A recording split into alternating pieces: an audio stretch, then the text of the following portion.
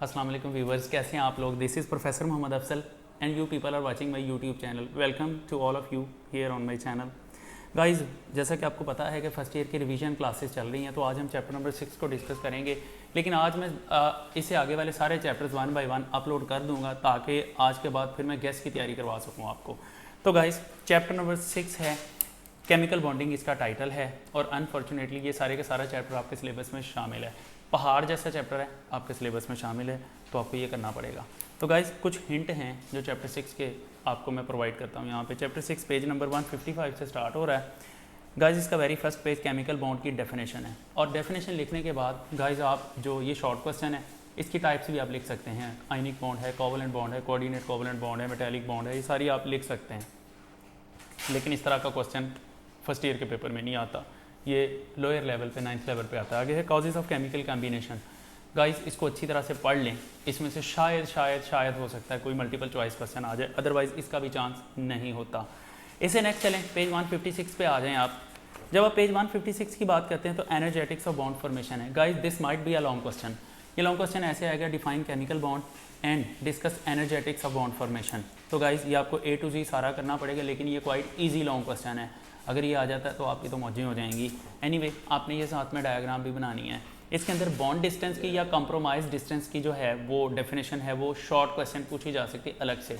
और वैसे भी इसके अंदर एक लाइन आपको मिलेगी, वो आपने खुद ढूंढनी है, मैं बता देता हूँ। उसमें लिखा होगा कि जो बॉन्ड ब्रेकेज होता है वो एनर्जी ऑब्जॉर्व करता है, और जो बॉन्ड फॉर्मेशन है उससे एनर्जी रिलीज होती है। This might be a multiple choice question. कौन से एक्सोथर्मिक है, कौन से एंडोथर्मिक है, ये आपने खुद देखना है। गाइस, आगे atomic size. Atomic size short question है, इसकी डेफिनेशन और एक एग्जांपल एटलीस्ट आपको देना पड़ेगी। तो ये शॉर्ट क्वेश्चन है। आप इसके अंदर कंप्रोमाइज डिस्टेंस का आधा 37.7 ले सकते हैं हाइड्रोजन के लिए, तो यही इसकी एग्जांपल होगी। एग्जांपल गिवन है पेज 156 के बिल्कुल लास्ट पे। गाइस, उसके बाद पेज नंबर 157 पे आ जाएं। 157 पेज पे रेडियस कहा जाता है जी, सिंगल एटम के अंदर रेडियस डिटरमिन नहीं किया जा सकता। क्यों नहीं किया जा सकता? This is a short question. इसका क्वेश्चन ऐसे आएगा कि why atomic size can not be determine in a single atom. तो गाइज, इसके आंसर में पेज 157 के टॉप पे 2 पॉइंट्स लिखे हुए हैं।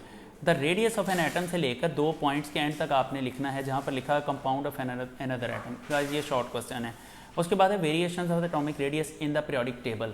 अब एटॉमिक साइज जो होता है एक पीरियड में लेफ्ट टू राइट जाते हुए डिक्रीज करता है। क्वेश्चन है वाई। क्वेश्चन आता है, शॉर्ट क्वेश्चन बनता है कि atomic size decreases from left to right in a period why. तो गाइज, इसका आपने आंसर लिखना है। ये आंसर आप इसको रीड करके निकालें, अदरवाइज़ जिन बच्चों के पास मेरे नोट्स हैं वहाँ से वो देख सकते हैं, अदरवाइज़ आप किसी भी की बुक से इसका आंसर निकाल सकते हैं। अच्छा जी, उसके बाद ऐसा है कि एक ग्रुप में जब हम टॉप टू बॉटम मूव करते हैं तो किसी भी एटम का साइज़ इंक्रीज़ कर जाता है। गाइज, ये जो साइज़ में इंक्रीज़ आती है ये क्यों होती है? This might also be A short question. इसका आंसर भी आप नोट्स में से देख सकते हैं, आप किसी भी की बुक से ले सकते हैं, अदरवाइज़ बुक में भी लिखा हुआ। अगर आप अच्छे तरीके से पढ़ें तो आपको इसका आंसर मिल जाएगा। इसके आगे आप वैसे छोड़ सकते हैं, पेज 157 के जो लास्ट पैराग्राफ है उसमें कुछ भी नहीं है, आप उसको ड्रॉप कर सकते हैं। गाइस, उसके बाद है ionic radius and covalent radius. Ionic radius जो है बेसिकली इसकी डेफिनेशन तो नहीं आती, लेकिन आयनिक रेडियस 2 तरह के होते हैं। एक होता है पॉजिटिव और एक होता है नेगेटिव। जो पॉजिटिव होता है उसको कैटायनिक रेडियस कहते हैं। गाइस, यहाँ पर एक बड़ा इंपॉर्टेंट शॉर्ट क्वेश्चन आता है, ये रिपीटेडली पेपर्स में आया हुआ है कि size of cation like sodium Na positive is always smaller than its parent atom. तो guys, this is a short question. इसका आंसर जो है, इसमें 2 रीजंस आते हैं। एक तो ये है कि जब सबसे बाहर वाले शेल में से एक इलेक्ट्रॉन लूज होता है तो आउटरमोस्ट शेल जो होता है वो वैनिश हो जाता है।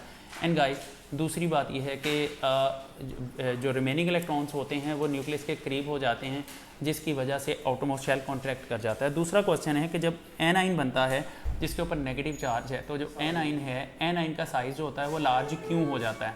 तो ये भी शॉर्ट क्वेश्चन है, इसका आंसर भी इसमें गिवन है। आप लोग ये बुक में से पढ़ के आप ये आंसर निकाल सकते हैं। तो व्यूअर्स, पेज नंबर 158 पे जो आयनिक रेडियस वाली बात है ये शॉर्ट क्वेश्चन है। ये 2 शॉर्ट क्वेश्चन हैं, मैंने बता दिए हैं, बहुत इंपॉर्टेंट शॉर्ट क्वेश्चन हैं, आप इनको एज इट इज़ कर सकते हैं। उसके बाद गाइस आ जाती कोवलेंट रेडियस की डेफिनेशन 158 पेज पे। तो कोवलेंट रेडियस की डेफिनेशन है पहली 2 लाइंस ब्लू इंक में लिखी हैं, ये डेफिनेशन है, और उससे बिल्कुल आगे फॉर एग्जांपल से लेकर ऑनवर्ड ये एग्जांपल एक देंगे, ये शॉर्ट क्वेश्चन आपका कवर हो जाएगा। पेज 159 पे आ जाए तो उसके बिल्कुल टॉप वाला जो पोर्शन है वो आपको नहीं करना पड़ेगा, उसको आप स्किप कर सकते हैं। इससे नेक्स्ट बात करें तो ionisation energy, electron affinity and electron negativity है। व्यूवर्स यहाँ पर ऐसा है कि ionisation energy is another long question, very much important long question है, ये डिटेल में आप डिस्कस करेंगे। आयोनाइजेशन एनर्जी लॉन्ग क्वेश्चन है, रादर लॉन्ग क्वेश्चन के साथ साथ इसमें से शॉर्ट क्वेश्चन भी पूछे जा सकते हैं। अब शॉर्ट क्वेश्चन जो है वो भी पूछे जा सकते हैं। अब सबसे पहले इसकी डेफिनेशन है, डेफिनेशन के साथ आप एग्जांपल भी लिखेंगे, delta H is equal to 738 kilo joule per mole आप मेंशन करेंगे। अच्छा, उसके बाद इन द गैशियस फेज़ वाली बात आप छोड़ सकते हैं, नीचे जो टेबल बना हुआ है पीरियोडिक टेबल उसको भी आप ड्रॉप कर सकते हैं। गाइज उससे आगे चलें, factors influencing the ionisation energies, factors affecting the influencing the ionisation energy. Guys ये भी शॉर्ट क्वेश्चन हो सकता है। Variations of ionisation energy, guys इसमें 2 शॉर्ट क्वेश्चन बनते हैं। वन ऑफ देम कि पीरियोडिक टेबल में लेफ्ट टू राइट जाते हुए आयोनाइजेशन एनर्जी की वैल्यू बढ़ जाती है तो क्यों बढ़ जाती है। इसी तरह से टॉप टू बॉटम जब हम मूव करते हैं तो आयोनाइजेशन एनर्जी की वैल्यू कम हो जाती है तो क्यों हो जाती है। इसका भी आंसर इन 2 पैराग्राफ में गिवन है। गाइज आगे हायर आयोनाइजेशन एनर्जीज़ हैं, ये भी लॉन्ग क्वेश्चन का हिस्सा है लेकिन इसको यूज़ करके शॉर्ट क्वेश्चन भी बन सकता है। और इसका जो शॉर्ट क्वेश्चन वो ये है कि third ionisation energy is highest as compare to second and first one, why इसका आंसर। तो इसका आंसर गाइज आप स्टार्ट से लेकर वी हैव एक्सप्लेन्ड से लेकर आपने इस पैराग्राफ के एंड तक लिखना है। इक्वेशन के नीचे वाला पैराग्राफ जहाँ लिखा हुआ है इलेक्ट्रॉन्स बिकम मोर डिफिकल्ट, तो ये गाइज आप यहाँ तक इसका आंसर करेंगे और लॉन्ग क्वेश्चन भी यहाँ तक प्रिपेयर करेंगे। उसके बाद इलेक्ट्रॉन अफिनिटी, गाइज ये बहुत इंपॉर्टेंट लॉन्ग क्वेश्चन है, बहुत इंपॉर्टेंट लॉन्ग क्वेश्चन है और ये A to Z डिटेल में आपने सारा करना है। यहाँ आखिरी लाइन्स में एक मल्टीपल चॉइस आता है कि इलेक्ट्रॉन अफिनिटी किसकी सबसे ज़्यादा होती है, तो गाइज याद रखें फ्लोरीन की नहीं, क्लोरीन की इलेक्ट्रोनेगेटिविटी सबसे ज़्यादा होती है। वजह यह है कि क्लोरीन का इलेक्ट्रॉनिक क्लाउड फ्लोरीन की इसको थोड़ा सा बड़ा होता है।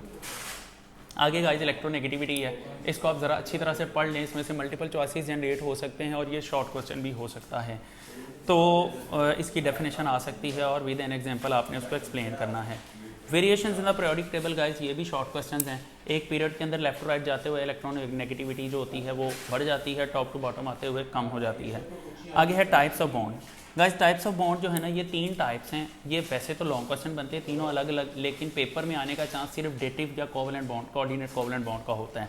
लेकिन मैं आपको बता दूं आयनिक बॉन्ड के बिल्कुल लास्ट पे मतलब पेज 163 का जो आखिरी पैराग्राफ है, criteria of electronegativity also helps. Guys ये वाला जो पैराग्राफ है ये शॉर्ट क्वेश्चन है, इसके ऊपर क्वेश्चन आता है no bond in chemistry is 100% ionic. बहुत इंपॉर्टेंट शॉर्ट क्वेश्चन है, इसका पेपर में आने का बहुत ज़्यादा चांस होता है, तो आप लोग इसको ज़रूर मेमोराइज़ करेंगे। उसके बाद कोवेलेंट बॉन्ड है, इसको अच्छी तरह से पढ़ लें, इसमें से पेपर आने का चांस बहुत कम होता है। आगे आप बात करें कोऑर्डिनेट कोवेलेंट बॉन्ड की, तो व्यूअर्स कोऑर्डिनेट कोवेलेंट बॉन्ड जो है ये लॉन्ग क्वेश्चन और बहुत इंपॉर्टेंट लॉन्ग क्वेश्चन है। समटाइम्स वो कोऑर्डिनेट कोवेलेंट बॉन्ड के नाम से नहीं पूछता, वो डेटिव बॉन्ड के नाम से पूछ लेता है, या फिर वो कह देता है जी आप Lewis concept about acid and bases explain करें, तो उसमें आपने डेटिव कोवेलेंट बॉन्ड ही एक्सप्लेन करना होता है। अच्छा, उसके बाद आपने इसको अच्छी तरह से पढ़ लेना, इसमें MCQs भी हैं। गाइज उससे आगे है modern theories of covalent bond, इससे पहले बाद में है limitations of Lewis model. Guys limitations of Lewis model ये शॉर्ट क्वेश्चन है, what are the major limitations of Lewis model. तो इसका आंसर होगा अगले पेज पे, पेज नंबर 167 पे, द आंसर सिंपली लाइज से लेकर इस पैराग्राफ के एंड तक आप इसका आंसर लिखेंगे। गाइज उससे आगे आ जाए valence shell electron pair repulsion theory, इसके पॉस्टुलेट्स जो हैं वेस्पर थ्योरी इसको कहते हैं, इसके जो पॉस्टुलेट्स हैं वो लॉन्ग क्वेश्चन में आ सकते हैं। मतलब आ सकता है कि right detail note on postulates of VSEPR theory, ये लॉन्ग क्वेश्चन है, आप इसको सारे के सारे पॉस्टुलेट्स इसके वर्ड बाय वर्ड करेंगे और ये बहुत इंपॉर्टेंट लॉन्ग क्वेश्चन है। गाइस इसका जो थर्ड पॉइंट है जहाँ से वो एंड होता है, जहाँ से वो स्टार्ट होता है, वहाँ लिखा हुआ है the electron pairs of lone pair occupy more space than the bond pair, why, ये शॉर्ट क्वेश्चन है, ये लिखा जाता है, इसके आगे वाई लिख दें, ये शॉर्ट क्वेश्चन बन जाता है। तो गाइस ये तीसरा पॉइंट आपने पूरा लिखना है एंड तक, जहाँ पर लिखा हुआ है कि द फॉलोइंग ऑर्डर भी आपने लिखना है, जहाँ लिखा हुआ है अगले पेज के टॉप पे लोन पेयर रिपल्शन सबसे ज़्यादा होती है, फिर lone pair bond pair, finally सबसे कम जो होती है बॉन्ड पेयर रिपल्शन होती है। गाइस ये आप सारा करेंगे। उसके बाद इसका चौथा पॉइंट है वो भी लॉन्ग क्वेश्चन का हिस्सा है, फोर्थ पॉइंट के एंड तक आपने लिखना है। इसका आखिरी पैरा आप स्किप कर सकते हैं, जहाँ लिखा हुआ है in order to illustrate the theory, इसको आप स्किप कर दें। ये जो टेबल है इसको जस्ट अच्छी तरह से देख लें, इसमें से मल्टीपल चॉइसेस बन सकते हैं। गाइस आगे इसकी एप्लीकेशंस आ जाती हैं। पहली है मॉलिक्यूल कंटेनिंग 2 इलेक्ट्रॉन पेयर्स, इसका चांस नहीं होता पेपर में आने का। मॉलिक्यूल्स कंटेनिंग 3 इलेक्ट्रॉन पेयर्स, इसका भी चांस नहीं होता पेपर में आने का। लेकिन गाइस पेज नंबर 169 के ऑलमोस्ट मिड में देखें तो वहाँ पर लिखा हुआ है कि AB4 type with no lone pairs, मतलब molecules containing 4 electron pairs, AB4 type molecules. Guys ये बहुत इंपॉर्टेंट लॉन्ग क्वेश्चन है, इसके आप कह लें कि मैक्सिमम चांसेस होते हैं पेपर में आने के, स्पेशली अमोनिया का स्ट्रक्चर एंड वाटर का स्ट्रक्चर। तो ये आपको वेस्पर थ्योरी के जरिए एक्सप्लेन करना आना चाहिए। गाइस इसमें बाज़ औक़ात बड़ा एक कन्फ्यूजिंग सा क्वेश्चन आ जाता है। समटाइम्स इसमें से क्वेश्चन ऐसे आ जाता है कि explain the structure of following molecule on the basis of VSEPR theory. वो अपनी मर्जी के मॉलिक्यूल दे सकता है, सल्फर ट्राइऑक्साइड दे दे, कार्बन डाइऑक्साइड दे दे, कार्बन डाइसल्फाइड दे दे, जो इसमें एग्जांपल्स हैं वो कोई से 4 एग्जांपल पूछ लेगा, एक को एक्सप्लेन करने का 1 नंबर होगा। तो व्यूअर्स इससे हम आगे चलते हैं 169 पेज से 170 पेज में वैलेंस बॉन्ड थ्योरी है। वैलेंस बॉन्ड थ्योरी वैसे तो ये लॉन्ग क्वेश्चन बनती है, लेकिन ये कभी पेपर में नहीं आया। लेकिन इसमें से एक बहुत इंपॉर्टेंट शॉर्ट क्वेश्चन है जो पेपर में आ जाता है। अब वो क्वेश्चन की स्टेटमेंट मैं आपको बता देता हूँ। वो ये है कि सिग्मा बॉन्ड जो होता है पाई बॉन्ड की निस्बत हमेशा स्ट्रॉन्गर होता है, तो क्यों होता है, ये रीज़न पूछ लिया जाता है। या इसी क्वेश्चन को, सेम क्वेश्चन को थोड़ा सा रोटेट करके पूछा जा सकता है कि the pi bond is more diffused as compare to sigma bond, why. तो गाइस इसका आंसर सेम है। वजह यह है कि सिग्मा बॉन्ड दरमियान में आ जाता है, पाई बॉन्ड ने उसको चारों तरफ से इंगल्फ किया हो जाता है, जिसकी वजह से सिग्मा बॉन्ड ब्रेक करना मुश्किल हो जाता है, क्योंकि वो इनर साइड पे आ जाता है, इंटीरियर में आ जाता है, और पेरिफेरल साइड पे जो होता है ना वो पाई बॉन्ड होता है, जिसकी वजह से वो ब्रेक होना आसान होता है। तो व्यूअर्स इससे आगे चलते हैं, पेज 171 पेज पे आप सिर्फ यही करेंगे, सिग्मा एंड पाई बॉन्ड के बारे में बात करेंगे। अच्छा, अब उसके बाद आगे चलें, पेज नंबर 173। गाइस इस पे जो टॉपिक है that is atomic orbital hybridisation. Atomic orbital hybridisation में इसने इतना लंबा चौड़ा इसमें लिखा हुआ पूरा पैराग्राफ है, इसको स्किप कर दें। इसको स्किप करके आप जस्ट इसकी डेफिनेशन करेंगे कि एक ऐसा प्रोसेस होता है जिसके अंदर S और P ऑर्बिटल्स आपस में मिक्स हो जाते हैं, और जितने मिक्स होते हैं उतने ही नए बनते हैं। मिक्सिंग से पहले उनकी शेप, एनर्जी, हर चीज़ डिफरेंट होती है। आफ्टर मिक्सिंग उनकी शेप, एनर्जी सेम हो जाती है। ओके व्यूवर्स, उसके बाद इसकी 3 टाइप्स हैं। sp3 hybridisation.